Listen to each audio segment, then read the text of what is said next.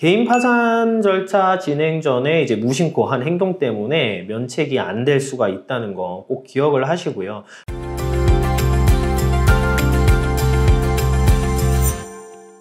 안녕하세요. 개인의 생길잡이 김우찬 변호사입니다.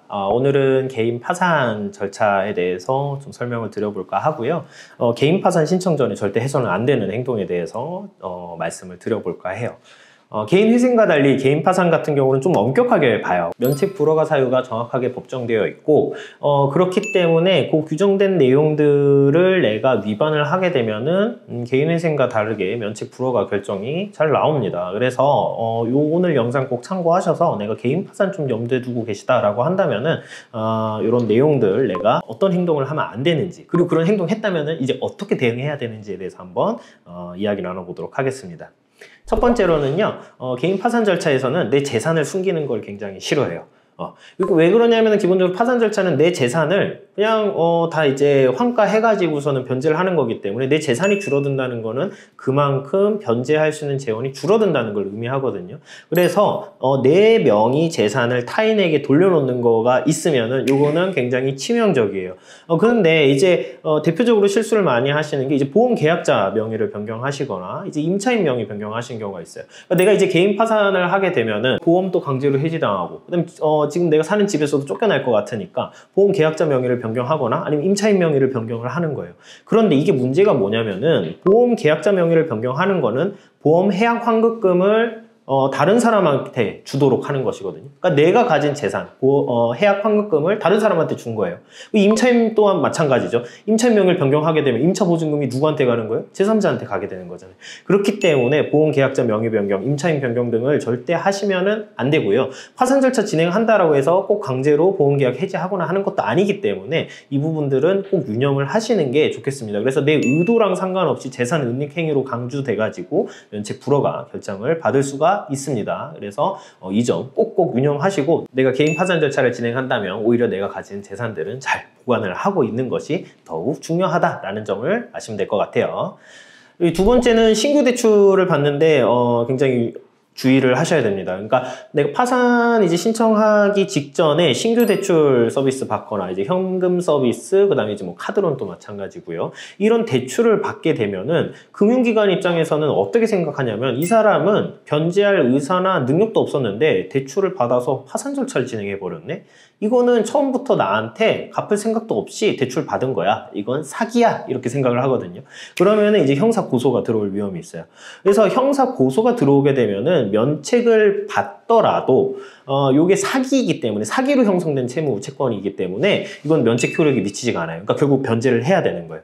그렇기 때문에 요 부분에 있어서 내가 파산 절차를 진행을 할 거라면은 그 전에 대출을 받는 거를 굉장히 유념을 하셔야 되고, 혹시라도 이미 내가 대출 받았어요, 이거 어떻게 해야 되죠? 라고 하신다면 이미 내가 지금 대출을 받아서 그 돈을 가지고 있다면 그냥 빠르게 변제를 하시고, 아니면은 일부라도 돈이 있다라면 그 돈이라도 일단은 넣어서 최대한 고소가 들어오지 않게 예방을 하시는 것이 좋겠다, 이렇게 말씀드립니다. 세 번째는 사실은 이제 대출이랑 뭐 맞닿아 있어요. 동일해요. 그러니까 이제 뭐냐면은 카드 파산 직전에 이제 과다한 카드 사용이거든요.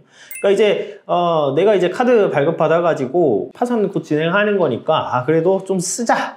그래서 뭐 성형시술도 받고 뭐 백도 하나 사고, 이제 이런 경우에는 당연히 이제 신규 대출과 동일하게 평가를 하는 거거든요.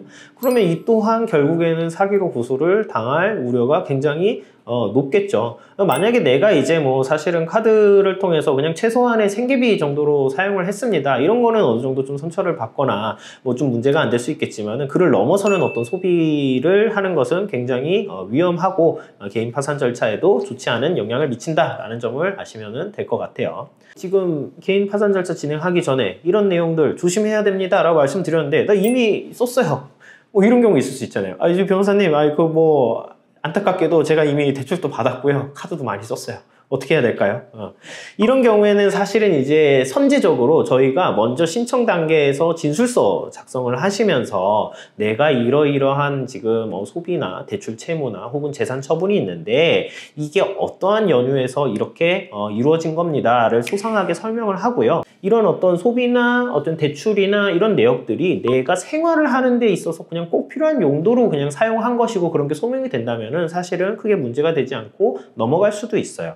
그리고 이게 가사 좀 문제가 되는 소비라고 할지라도 저희가 솔직하게 이 단계에서 이런 거를 다 말하고 법원을 속이려는 의도가 없다라고 한다면은 재량 면책도 기대해 볼 수 있으니까 그냥 안 되겠구나 하고 포기하기보다는 뭐 상담 통하셔서 어떻게 좀 진행하는 것이 좋을지에 대해서 전략을 한번 세워보시는 게 좋을 것 같습니다.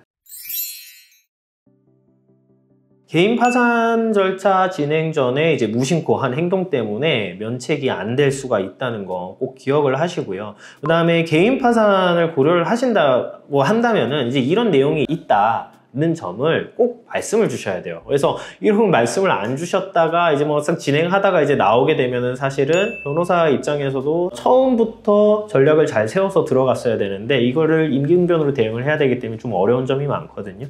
그래서 솔직하게 말씀 주시면서 상담 받아보시면은요, 요 부분에 대해서 잘 대응책을 안내해 드릴 수 있을 것 같습니다. 오늘 영상은 여기까지고요. 관련하셔서 궁금하신 점 있으면 언제든 편하게 연락 부탁드리겠습니다. 감사합니다.